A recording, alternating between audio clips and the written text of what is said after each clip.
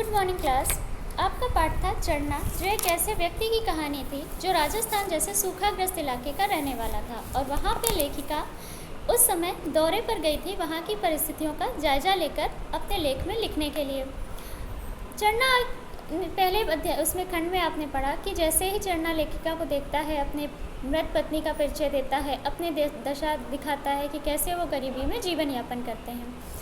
आगे देखें, सूखी धरती पर लगातार फावड़ा चलाता चढ़ना अपने काम में इतना तल्लीन था कि उसे किसी की उपस्थिति का आभास भी न हुआ। बंजर सी सूखी धरती पर अपने श्रम का पसीना टपकाते चढ़ना के ओजस्वी स्वरों को सुनकर मेरे कदम रुक गए। दूर पहाड़ियों से टकराती चढ़ना की आवाज़ उसके स्वाभिमान का गीत गाती लग रही थी। तो सूखी धरती थी, चारों तरफ बंजर रेगिस्तान जैसे क्षेत्र में भी वो अपना काम करने में तल्लीन था, क्योंकि इस आशा के साथ कि कभी बारिश होगी, यानी कि फसल होगी।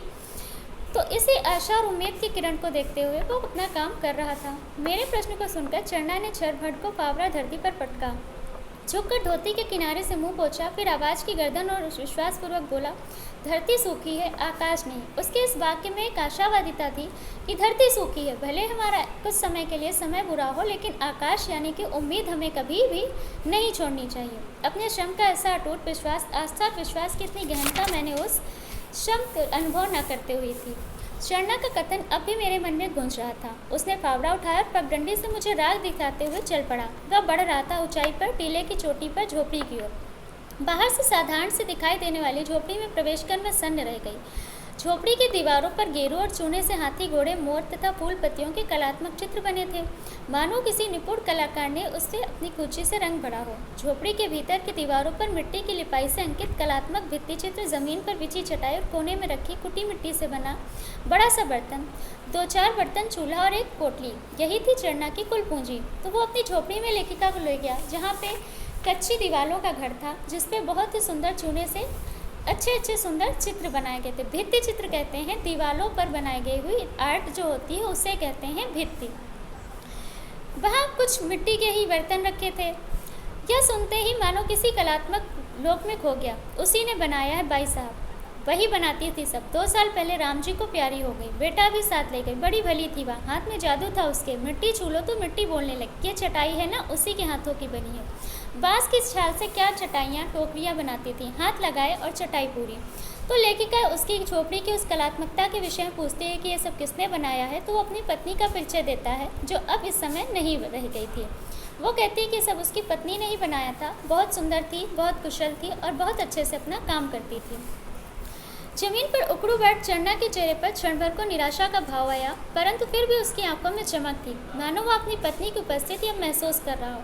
तो जब उसकी पत्नी की याद उसको लेखिका ने दिलाई, तो वो फिर से एक बार प्रसन्न हो गया, क्योंकि उससे ये याद आया कि उसकी पत्नी कैसी थी, जिसकी वजह से उसकी आंखों में एक थोड़ी सी चमक, वो खुशी, वो पल याद आ गए जिसके वो दुखी रहता था। मेरी दृष्टि सामने अनाज के लिए बनाए गए बड़े गोलाकार बर्तन पर टिक गई। मिट्टी से बने हुए बर्तन पर गेरू और सफ़ेद रंग से बहुत बारीकी से बेल बूटे बनाए गए थे।